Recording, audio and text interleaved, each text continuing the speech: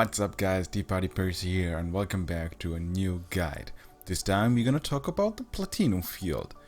And yeah, I was pretty surprised that in the last few days more and more guys were interested in the Platino Field. I think it has to do with the recent patches or changes that they increased the item drop rate for all those materials which you need to craft combat items. And combat items are getting more and more important during the Guardian fights. Before you ask the question, yes, all the life skills are worth it, and all the life skills have at least one combat item which you can craft and sell in the auction house for profit. So, what is Platino Field?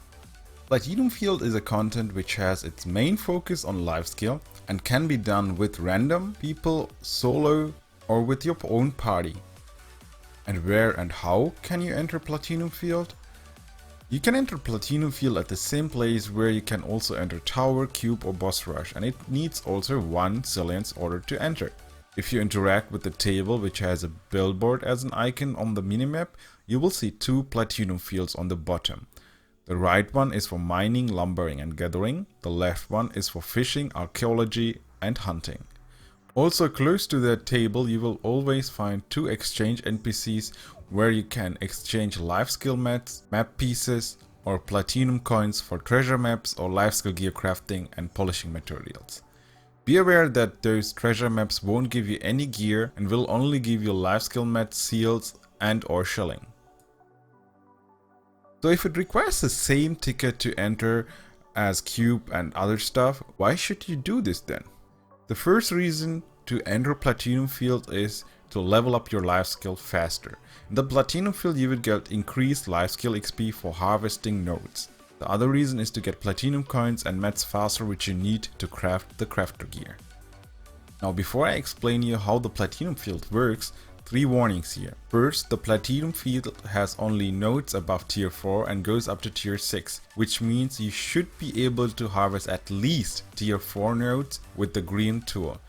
The second thing is, never use your blue tool to harvest tier 4 or tier 5 nodes.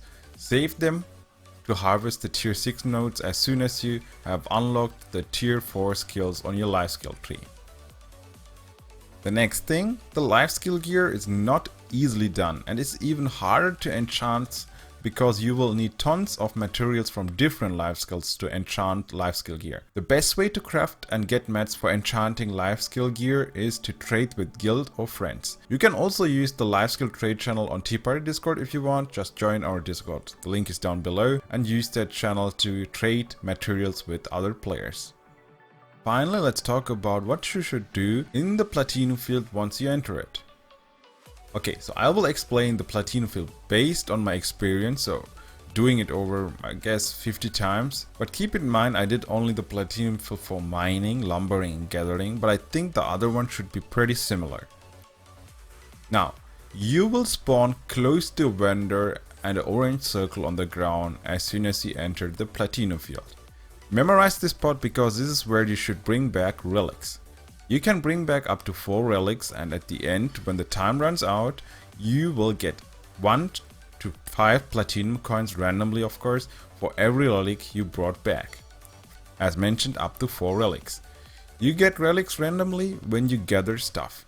And if you find one, you can pick it up and bring it back to your initial spawn location and put it down on the orange circle to unlock buffs for the party.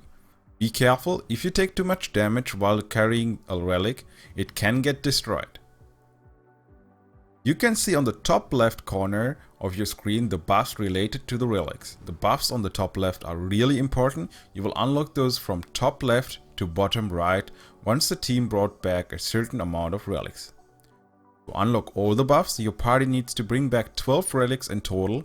To unlock the first buff, you need 1 relic. To unlock the second one, you also need 1. For the third one, you need 2. The fourth one, you need also 2. And the fifth one, you need 3. And for the last one, also 3. So in total, you will need 12 relics again. Now let's talk about which buffs you're gonna get if you unlock those certain skills or passives. The first and the fourth buff will increase the party's movement and gather speed, which will help you to farm more before the time runs out. So it's really important. The second one It's not that important, but still helpful, because this one gonna increase the durability of the relics so that they won't get easily destroyed if you take some damage. The third and the sixth one are special. First, they will respawn all farmed nodes so that you can gather more, and they will also unlock additional stuff. The third one unlocks the cave, which will have additional mats and can be also used to travel faster in the Platino Field. The sixth one spawns the boss in the cave. Once you defeat the boss, a portal behind him will open. You can enter it and open a chest in there to get some shillings and loots, of course. Be careful, don't open it before everyone is in that zone, because only players in that zone who were there when the chest was opened, only those will get the loot.